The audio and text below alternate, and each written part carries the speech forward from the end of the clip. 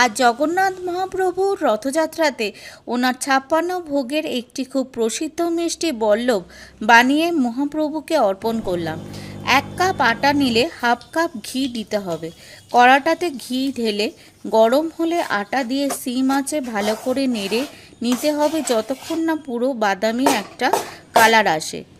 এরপর আর একটা কড়াইয়ে হাফ কাপ চিনি ও 1 কাপ জল দিয়ে ভালো করে নেড়ে শিরাটা বানিয়ে নিতে হবে।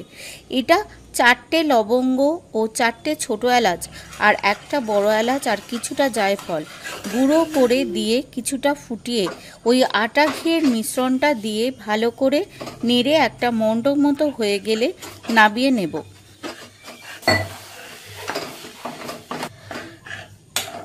এরপর একটা ট্রেতে একটু ঘি মাখিয়ে মণ্ডটা সমান করে নিয়ে আধা ঘন্টা নর্মাল টেম্পারেচারে ঠান্ডা করে পিস পিস করে কেটে নেব।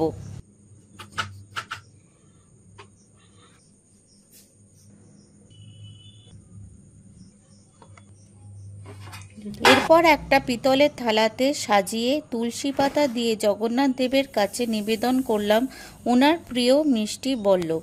জয় মহাপ্রভু।